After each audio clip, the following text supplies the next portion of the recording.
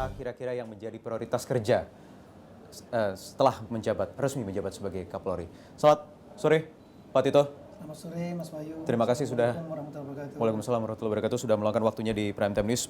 Pak Tito menjadi calon tunggal Kapolri hanya kurang lebih 3 bulan setelah Anda menjabat sebagai Kepala BNPT.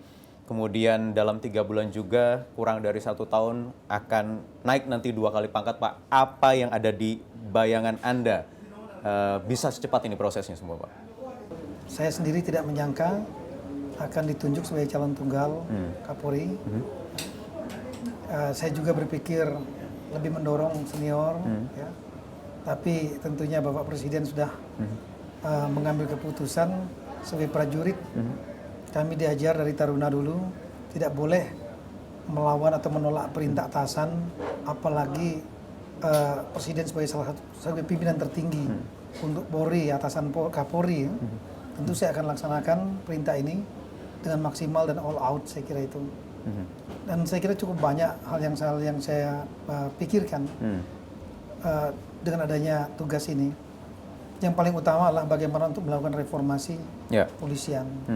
Internal polisian, kita lihat bahwa kepercayaan masyarakat kepada Polri ya masih belum maksimal. Bahkan dalam berbagai survei kepercayaan publik kepada Polri relatif rendah. Polri salah satu lembaga yang kurang dipercaya publik. Ya.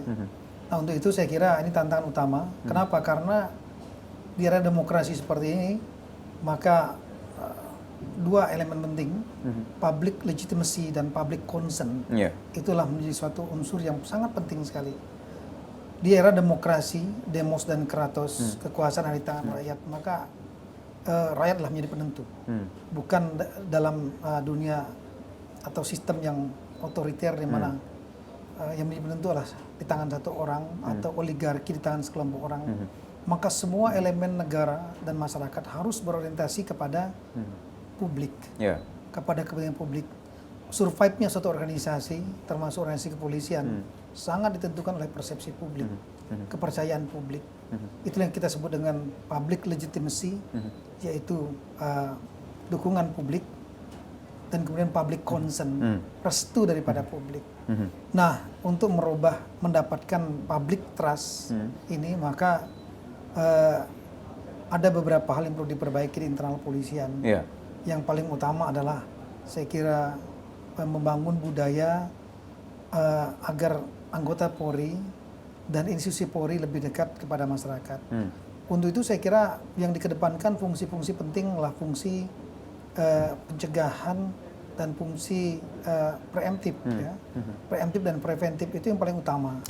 Kegiatan-kegiatan bimas kepolisian, kemudian patroli dialogis, kemudian kegiatan-kegiatan penggalangan dalam arti pendekatan kepada masyarakat, semua komponen.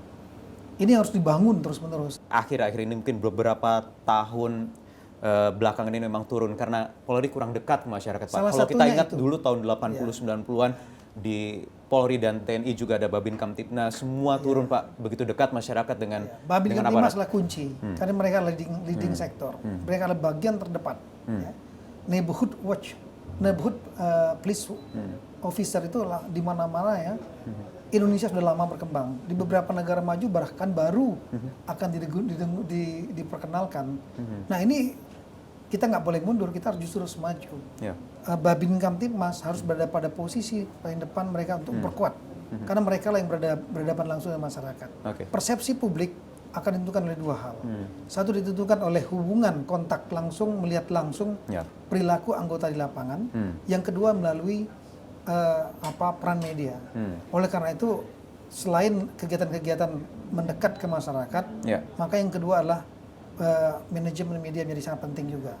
Manajemen media ini bukan berarti kita merekayasa media, karena media sulit untuk direkayasa, tapi menyampaikan hal-hal positif kepada media, apa yang sudah kita kerjakan. Ini satu hal yang mungkin selalu didengung-dengungkan di periode baru seorang Kapolri yang baru ditunjuk dan baru lolos fit and proper test di DPR di Komisi 3. Tapi bagaimana nanti Pak Tito bisa menjawab tantangan ini, Pak, reformasi Polri yang terus-menerus didengungkan? Saya pikir ada paling tidak ada dua hal penting yang membuat budaya korupsi itu menjadi terbangun di dalam kepolisian ya.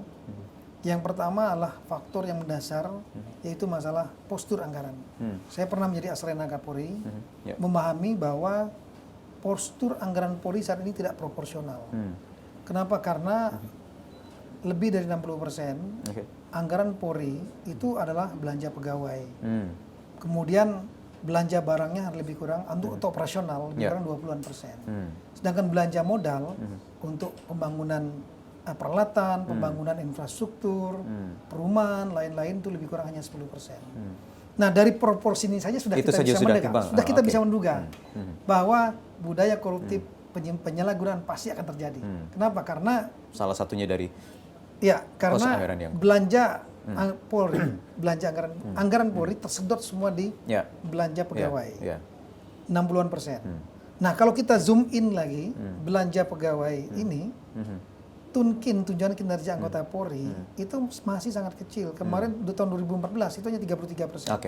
Ketika saya Asrena, saya mengusulkan kepada Kapolri, kita bekerja keras, melakukan lobby ke pemerintah dan DPR, naik menjadi 57%. Nah, kita mengharapkan kalau gaji naik, itu birokrat lain pasti akan marah. Semua akan ingin naik. Tapi kalau tunjangan kinerja, sifat khas tugas Polri adalah mereka bekerja 24 jam. Menjaga stabilitas Kamtimas. Ini menjadi poin penting untuk menaikkan, alasan untuk menaikkan tunjangan kinerja. Posisi mereka sudah terproteksi, mereka juga terkepung. Kita melihat bedanya, sebelum ada operasi ini, mereka yang mendikte. Mereka yang mendikte melakukan serangan-serangan. Ada potong kepala, polisi ditembak, diculik, dan lain-lain ya. Tapi sekarang kita lihat, peristiwa itu nggak terjadi lagi.